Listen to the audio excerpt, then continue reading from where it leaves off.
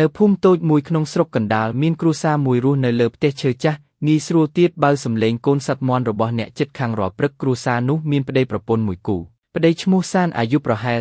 38ឆ្នាំជាបុរសដែលធ្លាប់ធ្វើការជាសំណង់នៅទីក្រុងភ្នំពេញហើយប្រពន្ធឈ្មោះសុភាអាយុ31ឆ្នាំជាស្ត្រីសាមញ្ញដែលលក់អាហារពេលព្រឹកនៅជិតផ្ទះពួកគេមានកូន2នាក់អាយុ9ឆ្នាំនិង6ឆ្នាំជីវិតគ្រួសាររបស់ពួកគេមើលទៅធម្មតាប៉ុន្តែពីខាងក្នុងវាមិនស្រស់ស្អាតដូចដែលអ្នកភូមិកំណត់ចិត្តស្មានឡើយសុភីជាស្ត្រីមនោសញ្ចេតនាស្ងប់ស្ងាត់តែងតែធ្វើការទុកចិត្តលើប្តីហើយព្យាយាមរកលុយចិញ្ចឹមកូនប៉ុន្តែសានវិញក្លាយជាមនុស្សផ្លាស់ប្ដូរជាបន្តបន្ទាប់ចាប់តាំងពីគាត់ទៅធ្វើការនៅទីក្រុងជាច្រើនឆ្នាំមុនគាត់ចាប់ផ្ដើមផឹកស្រាឆាប់ខឹងនិងមិនគិតពីអារម្មណ៍ប្រពន្ធដូចមុនទៀតអស់រយៈពេលជាច្រើនខែការប៉ះទង្គិចក្នុងគ្រួសារកើតឡើងជាញឹកញាប់សុភាតែងតែស្ងៀមយល់ស្របជាមួយប្តីដើម្បីរក្សាសន្តិភាពក្នុងផ្ទះតែសន្តិភាពនោះគឺជាសន្តិភាពលើផ្ទៃនៅក្នុងចិត្តនាងមានសម្ពាធធំសម្ពាធផ្លូវចិត្តព្រមទាំងការភ័យខ្លាចថាប្តីអាចប្រើអំពើហិង្សាគាត់ធ្លាប់ចាប់ដៃនាងចង្អៀតដកលុយលក់បាយឬសូមបីតែបោកទឹកមុខបន្ទាប់ពីការភ្លក្សស្រាចិត្តចុងឆ្នាំ2022បញ្ហាធ្ងន់ធ្ងរមួយកើតឡើងសានបានលួចលុយប្រពន្ធប្រហែល1លានរៀលដើម្បីទៅលេងល្បែងប៊ីពេលសុភាបានដឹងនាងទប់មិនស្ដាប់ចិត្តទៀតនាងស្រែកទាស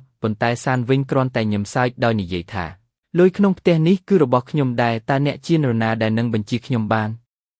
ពាក្យនោះសូម្បីតែធ្វើឲ្យសុភីអស់សង្ឃឹមចំពោះជីវិតគ្រួសារជីវិតបន្តទៅយ៉ាងលំបាកសុភីចាប់ផ្ដើមមានអារម្មណ៍ថាអស់សង្ឃឹមក្នុងជីវិតនាងចាប់ផ្ដើមគិតថាប្រសិនបើគ្មានសានសុជីវិតនាងនិងកូននឹងប្រសើរជាងនេះតែគំនិតនោះនៅតែជាគំនិតស្រមោលមួយនៅក្នុងចិត្តរហូតដល់ថ្ងៃមួយបន្ទាប់ពីសានផឹកស្រាមកពីភូមិជិតខាងហើយបានប្រើអំពើហិង្សាយ៉ាងសាហាវនោះជាថ្ងៃដែលជីវិតសុភីប្រែប្រួលទៅជារឿងមិនអាចត្រឡប់វិញបានទៀតយប់នោះជាយប់ភ្លៀងធ្លាក់ស្រទន់ពេលព្រលឹមចូលដល់ម៉ោង9យប់សានត្រឡប់មកផ្ទះដោយសម្លៀកបំពាក់ជ្រាបទឹកហើយក្លិនស្រាប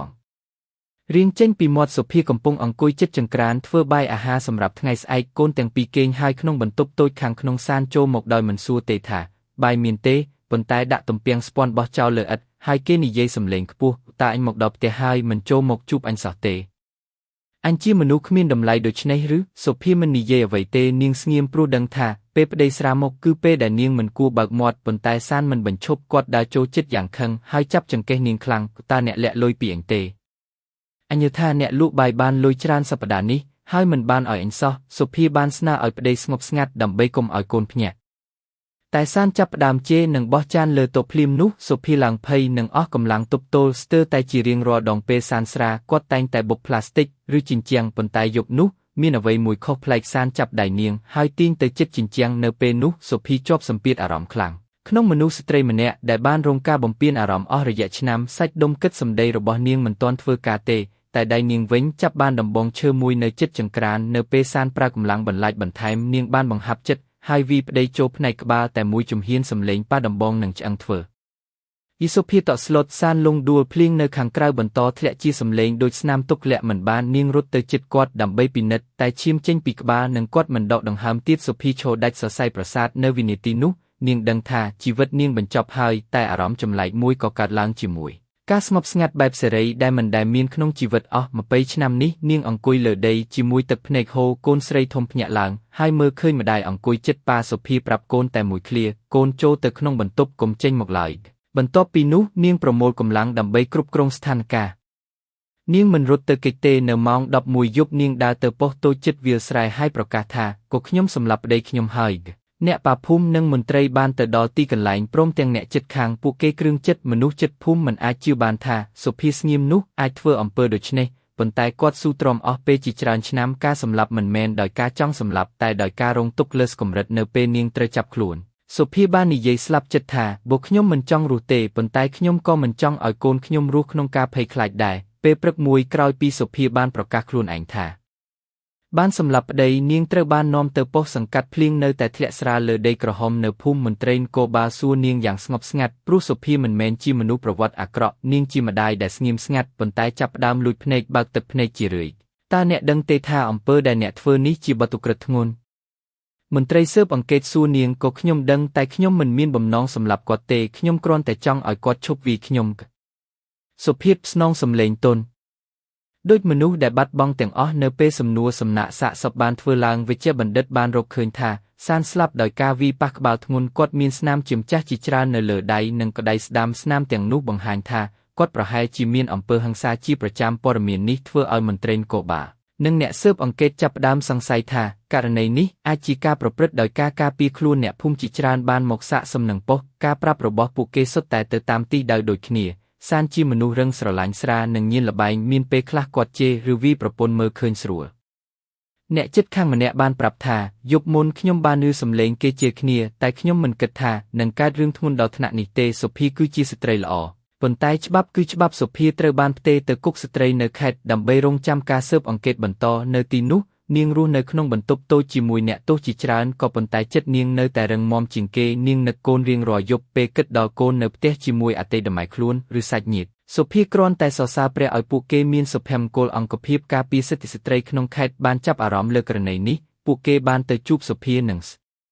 ងនៅសុំឯកសារច្បាប់ដើម្បីជួយផ្ដល់អនុសាសន៍មេធាវីស្ត្រីម្នាក់ឈ្មោះលោកស្រីលីណាត្រូវបានផ្ដល់ជាមេធាវីការពារនាងបានពិភាក្សាជាមួយសុភាយើងនឹងតស៊ូថាអំពើនេះមិនមែនជាបំណងសម្លាប់ទេប៉ុន្តែជាការការពារខ្លួនតែយើងត្រូវមានភស្តុតាងថាអ្នកត្រូវបំពាននិងបង្កការភ័យខ្លាចជារយៈពេលយូរសុភាបានប្រាប់អំពីស្នាមជាម្ចាស់នៅលើដៃនិងខ្នងដែលប្តីធ្លាប់វាយនាងនឹកឃើញថ្ងៃដែលគាត់ធ្លាប់បុកក្បាលនាងជិតជញ្ជាំងបណ្ដាលឲ្យសន្លប់តែម្ដងតែពេលនោះនាងមិនធ្វើរឿងទៅប៉ុស្តិ៍ទេព្រោះខ្លាចអស់មុខមាត់ក្នុងភូមិការតស៊ូរបស់ស្ត្រីជាច្រើនក្នុងសង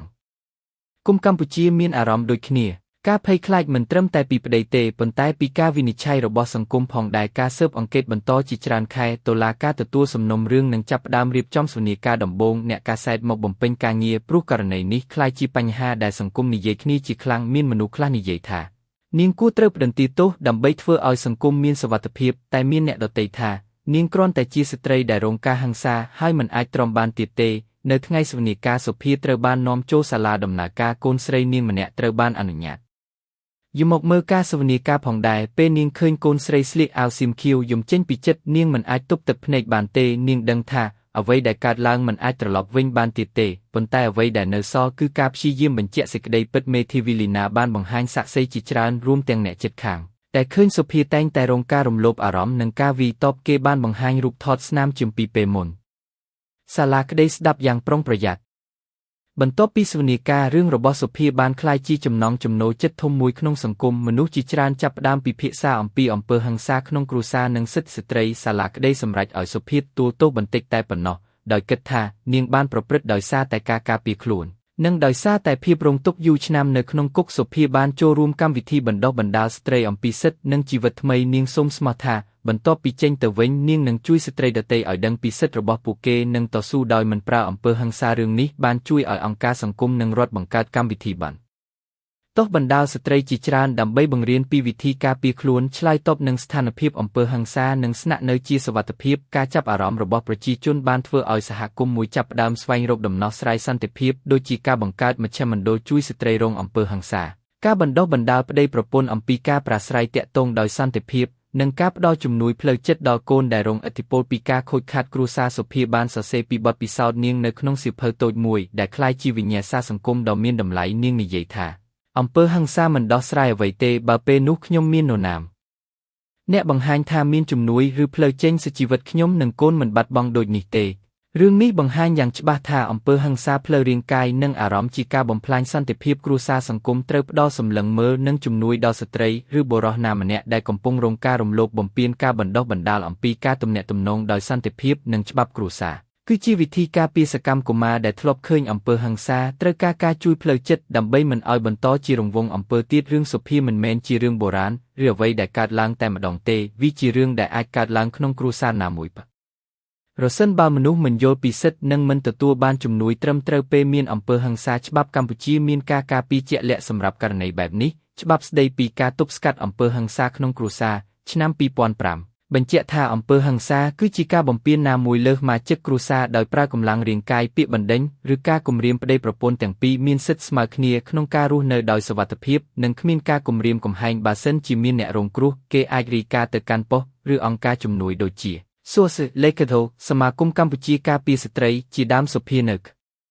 នុងរឿងជាម៉ូដែលនៃស្ត្រីជាច្រើនដែលមិនដឹងពីសិទ្ធិរបស់ខ្លួនប្រសិនបើនាងបានស្វែងរកជំនួយពីមុនដូចជាការទៅប៉ុស្តិ៍ឬទំនាក់ទំនងអង្គការផ្ដល់ជំនួយផ្លូវចិត្តវាអាចជួយទប់ស្កាត់ឧក្រិដ្ឋកម្មមុននឹងកើតឡើងសារសំខាន់ពីច្បាប់ការប្រើអំពើហិង្សាគឺជាបទឧក្រិដ្ឋមិនថាវាតិច ឬវាច្រើនអ្នករងគ្រោះអាចស្នើសុំការការពារ protection order ពីតុលាការដើម្បីឲ្យប្តីឬប្រពន្ធឈប់ប្រើអំពើហិង្សាឬឈប់ចូលមកផ្ទះមានសេវាសង្គមជាច្រើនដើម្បីជួយស្ត្រីនិងកុមារឲ្យមានទីជម្រកបណ្ដោះអាសន្ននិងការប្រឹក្សាផ្លូវចិត្តការអប់រំសង្គមអំពីសម្ភារយេនឌ័រគឺជាគន្លឹះដ៏សំខាន់បំផុតដើម្បីបញ្ចប់អំពើហិង្សាដល់សង្គមមិនគួរមើលករណីបែបនេះជារឿងសាមញ្ញឬបញ្ហាផ្ទៃក្នុងទេវាជាបញ្ហាសង្គមទាំងមូលគ្រួសារដែលមានសុវត្ថិភាពគឺជាគ្រឿងសំណង់នៃសង្គមដ៏រឹងមាំអ្នកជិតខាងមិត្តភ័ក្តិឬសមាជិកសហគមន៍អាចជាជំនួយដ៏សំខាន់ដោយស្ដាប់ដោយមិនវិនិច្ឆ័យផ្ដល់ព័ត៌មានអំពីកន្លែងទទួលជំនួយឬជួយរាយការណ៍នៅពេលឃើញអំពើហិង្សាសុភានៅចុងរឿងបានក្លាយជាមនុស្សជួយអ្នកដទៃនាងបានស្នើសុំឲ្យមានកម្មវិធីបណ្ដុះបណ្ដាលស្ត្រីនៅភូមិនាងហើយបាននិយាយក្នុងសន្និសីទថាសង្គមមិនគួររងចាំឲ្យរីណាម្នាក់ធ្វើអំពើសង្សឹកទេត្រូវជួយពួកគេចាប់ពីពេលដែលពួកគេចាប់ផ្ដើមរងការហិង្សាក៏សេចក្តីសន្និដ្ឋានរឿងប្រពន្ធសម្លាប់ប្តីគឺនេះមិនមែនជារឿងនៃឧក្រិដ្ឋកម្មប៉ុណ្ណោះទេវាជារឿងនៃការបាត់បង់សន្តិភាពក្នុងគ្រួសារនិងការបរាជ័យរបស់សង្គមក្នុងការការពារមនុស្សខ្លះ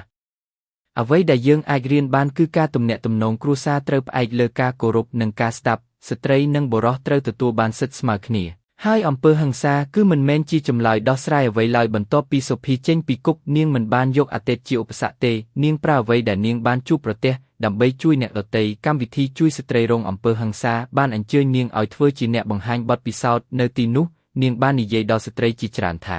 ការសងសឹកពិតប្រាកដគឺមិនមែនជាការប៉ះពាល់អ្នកប៉ះពាល់យើងឡើយប៉ុន្តែជាការអប់រំអ្នកដទៃឲ្យកុំធ្វើដូចគ្នាគឺនាងបើកសាលាដូចមជ្ឈមណ្ឌលដូចតូចមួយនៅភូមិនាងឈ្មោះថាបុផ្ទះសន្តិភាពដែលទទួលស្ត្រីនិងកុមារដែលរងអំពើហិង្សាមកស្នាក់នៅបណ្ដោះអាសន្ននិងរៀនជីវិតថ្មីពួកគេរៀនវិធីគ្រប់គ្រងអារម្មណ៍ការប្រាស្រ័យទាក់ទងដោយគោរពនិងជំនាញអាជីវកម្មតូចដើម្បីអាចរស់ដោយឯករាជ្យរដ្ឋនិងអង្គការសង្គមបានគាំទ្រការងារនេះអ្នកសារព័ត៌មានម្នាក់បានសម្ភាសសុភាហើយសួរថាតើអ្នកសុំទោសឲ្យអតីតប្តីរបស់អ្នកទេនាងញឹមស្រាលហើយនិយាយថាខ្ញុំសុំទោសដល់ជីវិតទាំងមូល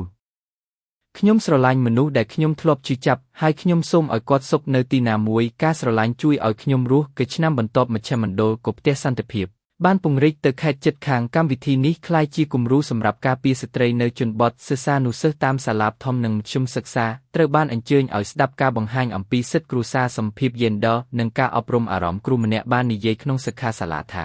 ការបង្រៀនអំពីសេចក្តីស្រឡាញ់និងការយល់ចិត្តគ្នាគឺជាឧបករណ៍ដ៏សំខាន់សម្រាប់ការទប់ស្កាត់អំពើហិង្សាបើកុមាររៀនចេះស្ដាប់និងគោរពអ្នកដទៃពួកគេនឹងធ្វើឲ្យសង្គមសុខសាន្តជាងមុនគឺជីវិតសុភាបានក្លាយជាគំរូមួយសម្រាប់ការប្រែប្រួលពួកអ្នកកាសែតបានសរសេរអំពីនាងថាគឺស្ត្រីដែលយកសោកនាដកម្មធ្វើជាបរិសុទ្ធភាពថ្មីនាងមិនមែនជាមនុស្សល្អឥតខ្ចោះទេប៉ុន្តែជាមនុស្សដែលបានរៀនពីការខុសនិងធ្វើឲ្យវាក្លាយជាមេរៀនសម្រាប់អ្នកដទៃថ្ងៃមួយសុភាបានឈរនៅមុខសិស្សក្មេងនៅសាលាធំសិក្សាហើយនិយាយថាកុំឲ្យការឈឺចាប់ក្លាយជាអំពើចេះសុំជំនួយពេលអ្នកឈឺចិត្តកុំខ្មាស់អៀនក្នុងការនិយាយថាខ្ញុំត្រូវការជំនួយនោះជាភាពក្លាហានពិតប្រាកដក្មេងសើចសប្បាយហើយគ្រូបានចាប់ផ្ដើមបង្កើតក្រុមអានសៀវភៅអំពីសន្តិភាពនៅក្នុងសៀវភៅមួយមានប្រយោគសំខាន់មួយសរសេរដោយសុភាសន្តិភាពចាប់ផ្ដើមពីក្នុងចិត្តមនុស្សម្នាក់បើគ្រួសារមួយមានសន្តិភាពសង្គមទាំងមូលនឹងមានសេចក្តីសុខរឿងនេះជាការលាយបញ្ចូលនៃទុក្ខសង្ឃឹមនិងការរីកចម្រើនវាសម្គាល់ថាស្ត្រីម្នាក់អាចក្លាយជាអ្នកដឹកនាំនិងជាម៉ូដែលសម្រាប់ការផ្លាស់ប្ដូរប្រសិនបើសង្គមផ្ដល់ឱកាសឲ្យនាងជីវិតអាចធ្លាក់ប៉ុន្តែអាចឈរឡើងវិញប្រសិនបើយើងមានសេចក្តីស្រឡាញ់និងការយល់ចិត្តសុភា